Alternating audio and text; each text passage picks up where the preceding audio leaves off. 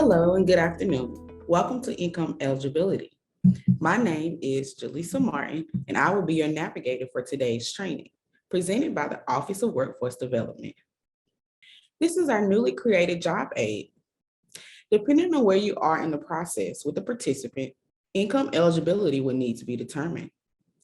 Income determination would fall under steps 2, 3, or 4 on the job aid map. Our training objectives are as follows. We will review income eligibility. We will discuss self-sufficiency determination with emphasis on eligibility for training services and eligibility for supportive services. We will define LLSIL, which is the lower living standard income level, with questions such as what is it and when to use it. Reminder that this training covers adult and dislocated worker, although youth is briefly mentioned. Youth-specific training will be available at a later date. First up, when to consider income. It is important to note that when considering income, family size must be determined first. Family size will be determined by counting the maximum number of family members in the residence during the last 6 months, not including the current month. Income is defined as the amount of all reportable income for each family member for the prior 6 months. In certain cases, an individual may be considered a family of one for the purpose of eligibility determination. This includes individuals with a disability whose family income may exceed the income criteria, but whose own income meets the income criteria. Income would need to be considered for basic WIO eligibility, eligibility for training services, and eligibility for supportive services. Here are some honorable mentions to remember when reviewing low income and self-sufficiency. Low income and self-sufficiency are not interchangeable terms. However, they can be related. If you are low income, you are considered to be lacking self-sufficiency. On the other hand, if you're lacking self-sufficiency, you're not necessarily low income. So, what is the definition of low income? Low income is any individual who meets any one of the following criteria.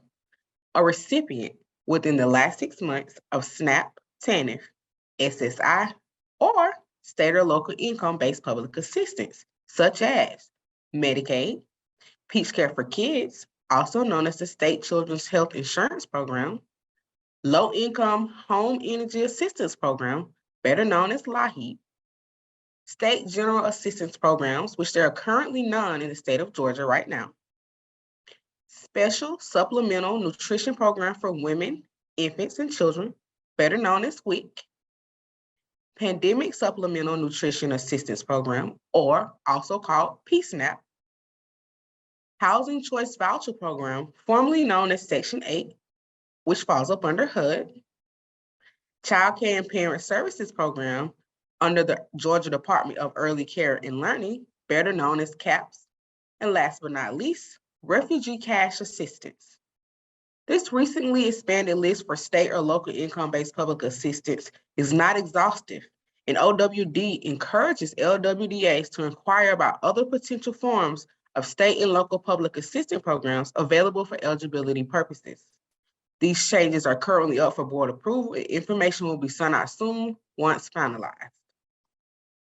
Continuing with the definition of low income, that also includes any individual who meets any one of the following criteria. Member of a family with a total family income that does not exceed to the higher of the poverty line or 70% of the LLSIL. The individual is a homeless individual, receives or eligible to receive a free or reduced price lunch, is a foster youth on behalf of whom state or local government payments are made, or is an individual with a disability whose own income meets WIOA's income requirements. Friendly low-income reminders. Low income also includes a youth living in a high poverty area. Low income is a priority category or indicative of a barrier, as not everyone receiving WIOA services need to be low income. Generally, low income status cannot be verified by self-attestation. However, there can be exceptions to this rule. The definition of self-sufficiency. It is defined as unlikely to or unable to obtain or retain employment leading to economic self-sufficiency. Any individual seeking to enroll in a training service needs to be lacking self-sufficiency based on the above definitions. No eligibility category automatically triggers the need for training services. Some categories of dislocated worker may imply the need, but we need to support that the training service is necessary to meet the individual's needs versus just a career service. If a participant can obtain or retain economic self-sufficiency through career services only, then training is not considered justifiable. Important note that the state defines minimum standards for self-sufficiency, but LWDAs may adjust as they seem appropriate. It is not recommended to adjust higher than 200% per the conversations with the USDOL ETA. Living wage calculator. As noted in a prior slide, an individual is declared to be lacking self-sufficiency if an individual who is employed but in a job earning less than the living wage hourly rate for the state of Georgia based on the living wage calculator. The living wage shown is the hourly rate that an individual must earn to support their family if they are the sole provider and are working full time. Local areas are encouraged to utilize the county level data provided by the living wage calculator to set local lax self-sufficiency standards. This is a brief overview of the living wage calculator. There will be a subcategory training under this module for in-depth information on this in the future. In the meantime, OWD's policy on living wage calculator can be found in section 3.2.3, section number 4. Additional self-sufficiency info. Let's say an individual is currently employed and considered economically self-sufficient. However, any of these factors can influence their ability to retain self-sufficiency and may justify the need for training services. The individual will lose their employment without additional skills or knowledge the training services could provide and will result in them no longer meeting self-sufficiency standards. Or the individual is expecting a child and the additional person will result in them no longer meeting the self-sufficiency standard. Or if another family member's income is contributing to the determination of self-sufficiency, but that income is ending and will result in them no longer meeting self-sufficiency standard. Sometimes income determination is on a case-by-case basis. The above situation will be important to look at the whole picture before making a decision. The individual is self-sufficient, but are they able to retain that self-sufficiency based on the information they provide to you? Let's get into our first poll question. Bobby works in construction, which is on the in-demand list in his area. He does not have a high school diploma. He does make decent money as his wages are above the living wage in his county. Can Bobby enroll in WIOA for training services? Yes or no?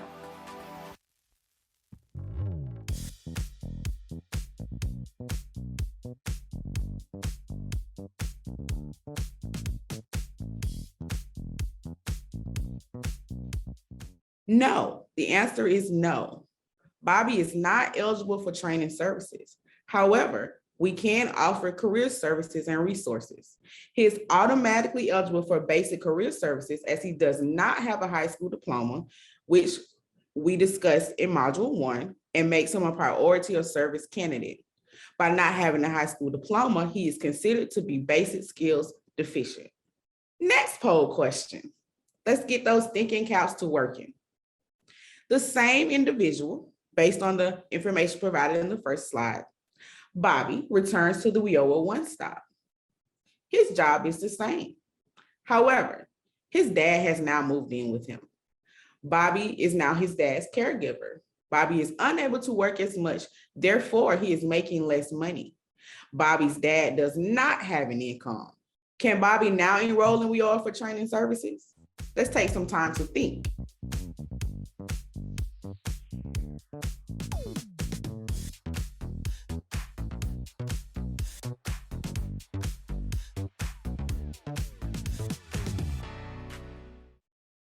So based on all the information that we know, the correct answer is B. Yes, he is now considered a household of 2 and falls within income limits. His income is now reduced and his family size has increased since he is now his dad's caregiver. Moving along, eligibility for training services. Under 20 CFR, training services may be made available to employed and unemployed adults and dislocated workers who are determined to be unlikely or unable to obtain or retain employment that leads to economic self-sufficiency, in need of training services to obtain or retain employment leading to self-sufficiency, and have the skills and qualifications to participate successfully in training services. They also must have selected a program of training services that is directly linked to employment opportunities in the planning region and are unable to obtain grant assistance from other sources to pay the cost of training, such as HOPE and Pell. Eligibility for training services has also been referred to as justification for training services or suitability for training services. It is important to note that eligibility for training services is different than eligibility for basic WIOA services. These requirements are in addition to the basic WIOA eligibility criteria discussed in Module 1. A question that we are often asked is, do adults need to be low income to receive training services? The answer is not necessarily. An individual does not have to be considered low income, but they do have to be lacking self-sufficiency to be eligible for training services. And as stated prior, if they are low income, then they are automatically considered to be lacking self-sufficiency. If their status as low income is supported by documentation we already have collected and family income has been considered, no additional documentation is required to support their eligibility for training services. Next up, eligibility for supportive services. To be eligible for any WIOA financial assistance payments, a participant must have been determined WIOA eligible and be participating in individual career services or training services, be unable to obtain supportive services through other programs providing such services, and must comply with program regulations and policies during the period of training or enrollment. Service providers should provide no further payments to participants that fail to participate without good cause. The use of supportive services is encouraged to enable hard-to-serve populations to participate in longer-term interventions. The provision of supportive services must be determined on an individual basis. Eligibility for supportive services continued. Supportive services can be defined as transportation, childcare, dependent care, housing, and needs-related payments that are necessary to enable an individual to participate in activities authorized under WIOA. Follow-up career services, however, are not a qualified service for the receipt of supportive services. Therefore, an adult or dislocated worker who is only receiving follow-up services may not receive these services.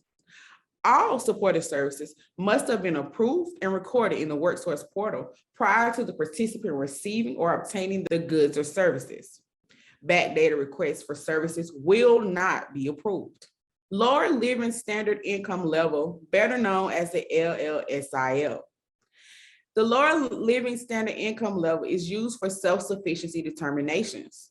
The state defines minimum standards of lack self-sufficiency as an individual who has a family income that is at or below 100% of the LLSIL, a food stamp or TANF recipient, current or within the last 6 months, an SSI recipient, an individual who is employed but in a job earning $15.36 an hour or less per the living wage calculator for the state of Georgia. In an earlier slide, we covered what self-sufficiency is, just as it is here on the screen. It is reiterated here on the LLSIL so we can connect the dots on how they coexist together. Self-sufficiency and low income standards are used to determine all income when registering a participant for WIOA. Self-sufficiency and low income standards are used to determine all income when registering a participant for WIOA services and or WIOA training services. Continuing with LLSIL, in this slide, we have the income guidelines for low income and for economic self-sufficiency. When considering the use of LLSIL figures for these separate determinations, the 70% standard is used to determine basic low income status as a part of determining basic WIOA eligibility, while the 100% standard is used to determine eligibility for training services, or sometimes referred to as suitability for training services. These charts are updated annually and made available by the Office of Workforce Development. Surprise! Rodney was a certified truck driver before he sustained a disability-related injury that impedes his ability to drive long distances. His wife makes $80,000 a year. Rodney reviews the high demand career list and decides he wants to receive training to be a procurement manager. Is he eligible for training services? Let's take some more time to think.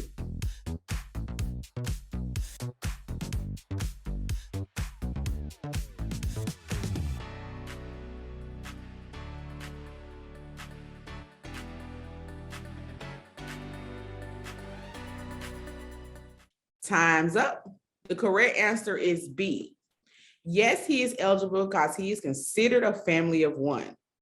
Even though he was trained previously to be a truck driver, he is eligible for this training because his disability prevents him from using his CDL certification as a driver. Also, reminder, his disability means that he is considered a family of one for income determination purposes. Thus, his wife's income is actually irrelevant. Quiz time. It is now time to put all the knowledge that you've gained from the income eligibility training module to use. Let's get to work. First question. Victor, who has a degree in business, was a technician but was laid off and is now a gas station attendant. As a technician, he made $40 an hour, which is over the living wage for his area by $15. As a gas station attendant, he makes half of that.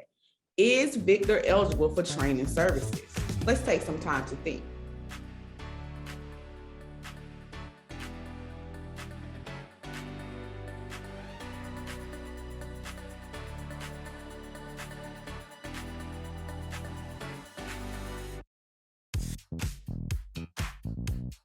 The correct answer is C. He will be eligible as a dislocated worker.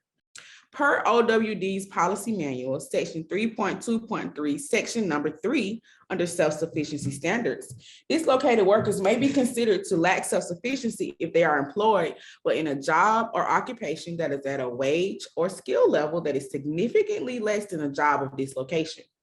Next question. John is a justice involved individual who came in for training for services.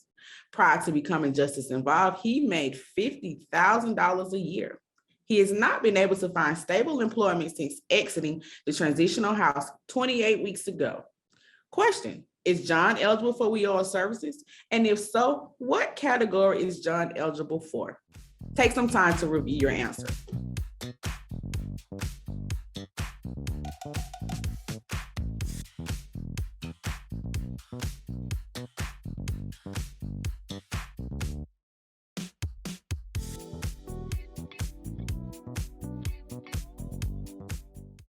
The correct answer is B. Yes, John is eligible as an adult. Long-term unemployed is defined as not working 27 or more consecutive weeks. Even if we remove the information about the 28 weeks, John would still possibly be eligible. We would need to ask further questions about the non-stable employment, and he could be eligible as an adult who is unemployed or underemployed. Further information can be found in our OWD policy manual, section 3.2.7, strategic populations with barriers to employment. Last but not least, here's our last poll question. Mary wants to apply as an unemployed individual. She has not worked for several years. She has a family of 4, a spouse and 2 children, and her spouse works full-time earning $30K in the last 6 months. Note, economic self-sufficiency for a family of 4 within the metro areas equals $20,590. That's the 6 months figure. Is she eligible for training services as an unemployed individual, or is she not eligible due to family size income for the last 6 months? Take some time to review your answers.